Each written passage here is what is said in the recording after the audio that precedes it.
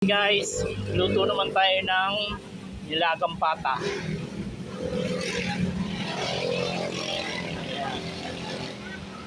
Nilagang pata for today's vlog, for today's video. Ilaga tayo ng pata. Ayan, para sa tanghalian. Nilagang pata, maraming gulay, masarap yan, maraming gulay, may saging. Ayan guys, sarap nito, taba-taba.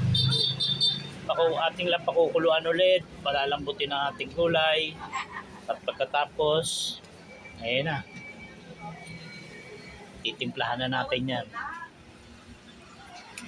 Okay guys, thank you guys.